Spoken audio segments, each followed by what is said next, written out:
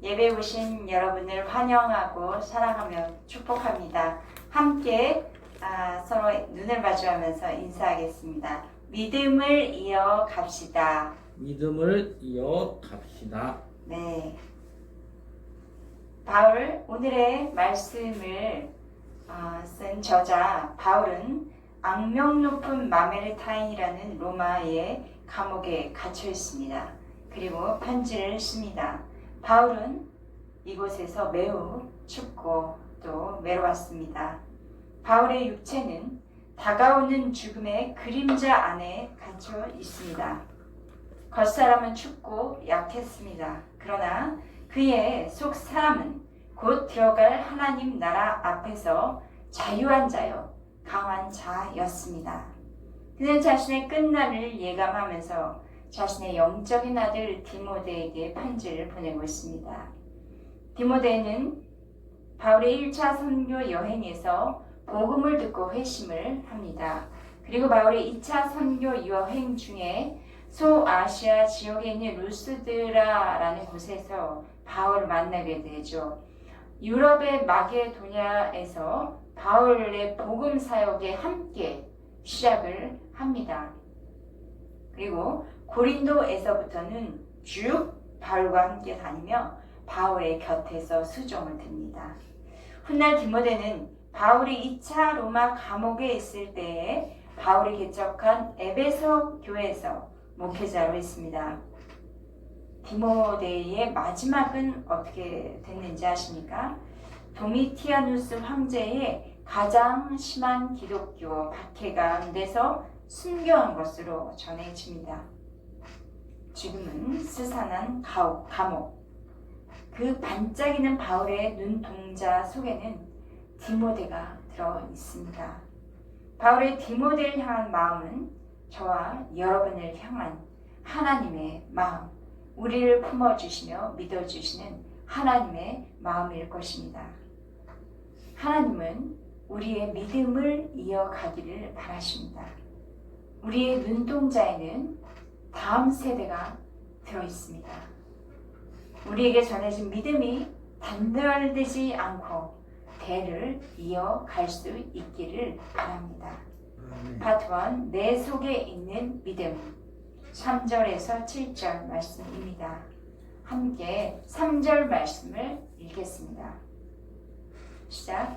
내가 밤낮 간구하는 가운데 쉬지 않고 너를 생각하여 정결한 양심으로 조상 쪽부터 섬겨오는 하나님께 감사하고. 바울은 하나님께 감사합니다. 감사하는 이유는 바울이 조상 쪽부터 하나님을 섬긴 것입니다. 바울의 신앙은 갑자기 오늘 생긴 신앙이 아닙니다. 그의 조상의 신앙과 그리고 구약의 뿌리를 깊이 두고 있습니다. 디모데에게도 갑자기 신앙이 생긴 것은 아니었습니다. 그의 외숙모 할머니와 어머니로부터의 전승이 돼서 믿음을 갖게 된 것이죠. 그렇다면 우리에게 있는 믿음은 갑자기 생긴 것일까요? 우리에게 어떤 계기가 있어서 내가 갑자기 믿음을 가지게 된 것일까요? 아마도 여러분 중에 그렇다 하시는 분들이 있을지 모르겠습니다. 믿음은 들음에서 난다고 하죠. 우리에게 말씀을 들려준 분들이 있습니다.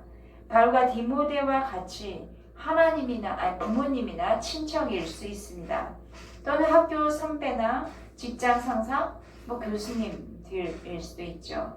또는 주변의 이웃으로부터 말씀이 들려질 때에 믿음을 갖게 되죠. 철저한 유교 전통으로 문화가 꽉 막혀있던 한국, 이 한국의 외국 선교사들이 성경을 나누어주고 또 가르쳐줌으로 무지하고 가난한 나라에 복음의 씨앗이 심겨지기 시작하였습니다. 이렇게 말씀을 듣고 믿음을 가진 우리 선조들은 부흥이나 사경회로 말씀을 가르치고 교회를 세우기 시작한 것이죠. 이렇게 믿음을 이어가며 또 지금 이곳에 있는 우리에게까지 믿음은 전수되어지고 있습니다. 믿음이 우리에게 오기까지 믿음의 사람들을 사용하신 하나님의 은혜에 감사드립니다. 우리 4절과 5절 말씀을 같은 한 목소리로 읽겠습니다. 시작. 내 눈물을 생각하여 너 보기를 원함은 내 기쁨이 가득하게 하려 함이니 이는 내 속에 거짓이 없는 믿음이 있음을 생각함이라. 이 믿음은 먼저 내 외조모 로이스와 내 어머니 유니게 속에 있더니 내 속에 있는 줄을 확신하노라. 바울이 3차 전도 여행을 마치고 예루살렘에 돌아가는 길이었습니다. 이때 밀레도 섬에 잠시 들리죠. 밀레도 섬에 그 섬으로 왔던 에베소 장로들과 만나고 이제 헤어지게 되는데 눈물을 흘렸던 사건, 그것을 지금 바울이 기억하고 있는 거예요. 그러면서 현재 에베소에서 목회하는 디모데를 보고 기뻐하며 또 함께하고 싶은 소원이 간절했습니다. 디모데에게는 거짓이 없는 믿음이 있습니다. 거짓이 없는 믿음이란 무엇일까요? 믿음이 없는, 위선이 없는 믿음이에요. 믿음에는 위선이 있는 믿음도 있어요. 그래서 누가 봐도 그럴듯해 보이는 믿음이죠. 또 반면 거짓이 없는 믿음이 있어요. 위선이 없는 믿음이에요. 그것은 바로 순전한 믿음, 아무것도 그 안에 끼지 않는 있는 모습 그대로의 하나님 앞에서 하나님을 사랑하며 하나님을 절대적으로 믿는 그런 순전한 믿음이 있습니다. 디모데가 가지고 있는 이 순전한 믿음은 외조모로부터 또 어머니로부터 디모데에게까지 양육되어진 그런 믿음이라고 할 수 있어요. 우리 6절과 7절 말씀 함께 읽겠습니다. 시작. 그러므로 내가 나의 안수함으로 내 속에 있는 하나님의 은사를 다시 부릴 듯하게 하기 위하여 너로 생각나게 하노니 하나님이 우리에게 주신 것은 두려워하는 마음이 아니요 오직 능력과 사랑과 절제하는 마음이니. 바울은 디모데에게 안수하여 주기를 바랐습니다. 이유는 디모데에게 있는 하나님의 은사에 다시 불을 붙여주고 태워주기 위함이었죠. 디모데는 현재 두려운 마음에 있는 것 같습니다. 이유는 에베소에서 겪는 어려움 때문이었어요. 또 교회 안에 거짓 교사가 들어와서 복음을 해치고 어지럽게 하는 거예요. 디모데는 나이가 어렸습니다. 성격도 좀 소심한 것 같아요. 육체적으로도 약했던 것 같아요. 바울은 감옥에 갇히게 하는 교회의 박해가 지금 점점 날로 커지고 있는 거예요. 디모데는 이 불안한 환경과 또 자신의 약한 모습에 눌려서 힘이 빠지고 지쳐갔습니다. 하나님께서 맡겨주신 사역에 대한 그 뜨거운 감동도 식었습니다.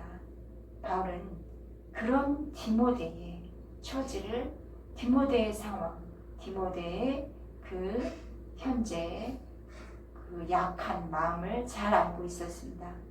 그래서 하나님께서 디모데에게 주신 은사에 다시 불을 붙여주고 싶었습니다. 환경과 자신을 더 크게 보고 있는 디모데가 눈을 들어 크고 위대하신 하나님을 바라보기 원했습니다. 하나님이 주신 것을 기억하기를 바랬습니다. 하나님이 디모데에게 주신 것은 무엇입니까? 하나님이 디모데에게 주신 것은 두려운 마음이 아닙니다. 오직 능력과 사랑과 절제하는 마음입니다. 마음이란 헬라어 푸뉴마로 성령이라는 의미가 있습니다. 지금 우리 코로나19로 인해서 그동안 교회 문들을 닫는 그런 역사가 있었죠. 또는 신천지의 부정적인 영향으로 전도가 어려운 시기를 지금 겪고 있습니다. 이제 코로나19가 지나가고 이전의 모습 교회로 돌아가려고 하다 보니까 먼저 사역자들의 마음이 많이 위축되고 정체된 것을 발견하게 되는 거예요. 사역에서 도망치고 싶은 그런 마음이 생겼을지도 모르겠어요. 우리 속에 있는 하나님의 은사를 다시 부릴 듯하여 주시기를 원합니다. 그래서 성령께서 주시는 능력이 저희들 가운데 더딥혀 주시기를 기도합니다.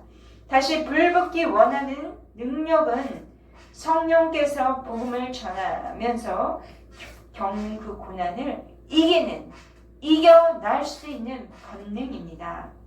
사랑하는 마음, 그래서 사랑하는 마음은 성령께서 영혼들을 영혼들에 대한 그리스도의 마음을 품고 그 영혼을 사랑하는 것입니다. 절제하는 마음이란 성령께서 나 자신을 부단히 훈련하며 영혼을 도우며 영향력을 끼치는 그런 절제의 힘, 그것이 바로 절제해야 하는 마음입니다.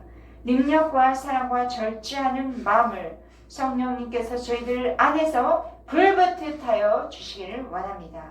파트 2, 하나님의 능력을 힘입는 부르심입니다. 8절에서 10절 말씀입니다. 8절 같이 읽겠습니다. 시작.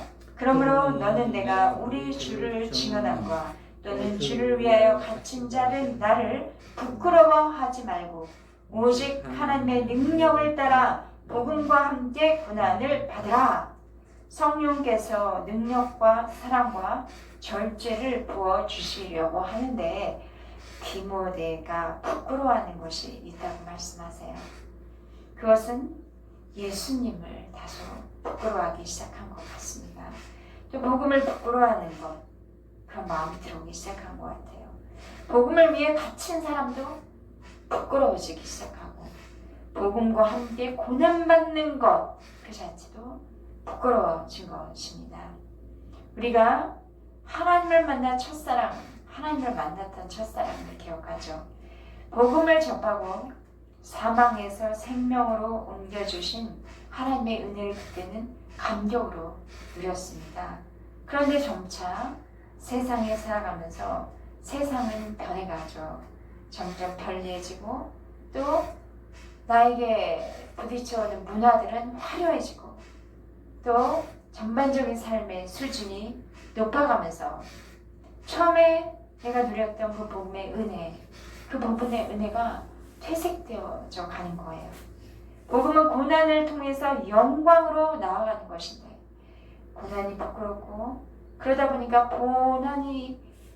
고난을 주는 그 복음 자체도 부끄러워지는 것이 오늘날 교인들이 겪는 유혹이기도 합니다. 그래서 나 기독인이야, 나 교회 다녀 하는 것도 사회에서 쉽게 입 밖으로 내뱉지 못하는 현실이죠. 먼저 앞서가신 그리스도의 믿음으로 저희가 회복되어지기를 바랍니다. 믿음의 길을 가신 그 선지자들의 믿음을 배우기를 원합니다. 고난의 길이 고통이 아니라 고통이다, 고통의 길이다 라는 오해에서 벗어나기를 바랍니다. 복음과 함께 받는 고난은 저주가 아니에요. 하나님의 영광이 함께하는 영생이기에 믿음을 이어가는 것은 축복입니다. 하나님의 능력을 따라 복음과 함께 고난을 받는 것에는 성령께서 부으시는 능력과 사랑과 절제함이 있습니다. 9절 함께 읽겠습니다. 시작. 하나님이 우리를 구원하사 거룩하신 소명으로 부르심은 우리의 행위대로 하심이 아니요 오직 자기의 뜻과 영원전부터 그리스도 예수 안에서 우리에게 주신 은혜대로 하심이라. 하나님은 우리를 구원하셨습니다. 또 하나님은 세상을 이처럼 사랑하사 독생자 예수 그리스도를 세상에 보내주셨습니다. 예수님이 전적으로 타락한 나를 위해 죽으시고 부활하셨다라는 것을 믿으면 하나님께서는 우리에게 영생을 주십니다. 하나님이 우리를 구원하시면 또 하나님은 거룩한 소명으로 우리를 부르신 것입니다. 우리를 멸망할 세상과 구별해서 우리를 불러내신 것이죠. 소명이라고 합니다. 이 거룩한 부르심은 내가 원한다고 해서 되는 것일까요? 내가 무엇인가를 잘 보여서 하나님께서 주신 것일까요? 이것은 나의 노력으로 되는 것은 아닙니다. 오직 하나님의 뜻대로 이루신 부르심이에요. 만세전부터 우리를 향한 계획대로 하나님께서 부르시고 이루신 것입니다. 우리를 향한 부르심은 예수 그리스도의 은혜고 선물입니다. 우리는 하나님이 부르신 사람이기 때문에 하나님에 속하여 세상의 가치관과는 구별되는 삶을 살아야 합니다. 세상 사람들처럼 다 세상 사람들이 좋는 것을 따라가는 사람들은 아니라는 거예요. 세상에서 좋다고 하는 것, 세상에서 즐기는 것들, 세상에서 보여주는 화려한 것들과 구별된 나의 소속은 바로 왕 되신 하나님께 속한 사람인 것을 알고 하나님 나라의 가치관대로 살아가는 저와 여러분 되기를 바랍니다. 하나님이 부르신 자로서 하나님이 부르신 그 자리에 설 때에 또 하나님이 부르신 모습대로 우리가 살아갈 때에 저와 여러분에게는 하나님의 찬란한 영광의 빛이 나타날 것입니다. 소명의 자리에 서 있는 우리는 하나님의 은혜를 누리는 사람들입니다. 10절 같이 읽겠습니다. 시작.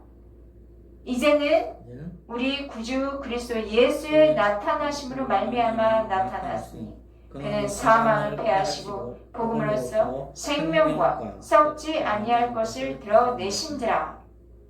하나님이신 그 예수님이 인간의 몸으로 세상에 오셔서 자신을 나타내셨습니다. 예수님은 완전한 하나님이면서 동시에 완전한 사람이십니다. 예수님은 십자가에 죽으시고 부활하시며 죄와 죽음을 물리치셨습니다. 그러니 예수님에게는 실패가 없습니다. 예수님에게는 위축되거나 도망감이 없습니다. 그리스도 안에 있는 생명은 바로 썩지 아니할 생명이죠. 예수 믿는 사람들은 예수님과 함께 영원한 그 썩지 아니할 생명을 누리는 것이에요. 썩지 않을 생명이 있다는 것을 보게 될 날이 있을 거예요. 그 생명, 지금 썩지 않을 생명 내 안에 있는지 잘 나타나지 않을 수도 있지만 그것이 있다는 것을, 내 안에 있다는 것을 보여주실 날, 그날은 바로 예수 그리스도께서 다시 이 땅에 오시는 재림하시는 마지막 날입니다. 현실이 암담하다고 우리 도망치지 맙시다. 부르심받은 사람은 하나님의 능력이 있기 때문이에요. 우리 안에 있는 하나님의 능력을, 그것을 힘입는 사람은 그리스도의 고난에 참여하며 동시에 그리스도의 영광에도 참여합니다. 파트 3, 그 날까지 11절부터 14절입니다. 11절 함께 읽겠습니다. 내가 이 복음을 위하여 선포자와 사도와 교사로 세우심을 입었노라. 복음을 전하는 사람이 있어야 믿음은 대를 이어갈 수 있겠죠. 복음을 전하는 사람은 선포자입니다. 또 사도다라는 표현은 하나님 나라의 대리자로서 하나님의 뜻을 전달하는 전달자입니다. 그럼 교사는 복음을 가르치고 교육하는 사람이에요. 모두 다 통합해서 복음을 전달하는 자라는 뜻입니다. 그럼 이들 직분은 누가 주어주는 걸까요? 하나님이 주시는 거예요. 하나님께서 직분자를 선택하여 세우시는 겁니다. 그리고 부르신 선포자, 사도와 교사를 통해서 복음은 전달되어지며 그 믿음이 이어지기를 원하십니다. 이 글을 쓰고 있는 바울도 하나님으로부터 이방의 빛으로 세움을 입었어요. 디모데도 외조모 어머니로부터 복음을 듣고 또 바울에게 안수도 받았지만 사람에 의해서 그가 세워진 게 아니라 하나님으로부터 세움을 받았습니다. 우리도 듣고 믿은 복음을 위하여 하나님의 말씀을 전하는 세월음으로 하나님께서 세우신 것을 믿습니다. 12절 같이 읽겠습니다. 이로 말미암아 내가 이 고난을 받되 부끄러워하지 아니함은 내가 믿는 자를 내가 알고 또한 내가 의탁한 것을 그날까지 그가 능히 지키실 줄 확신함이라.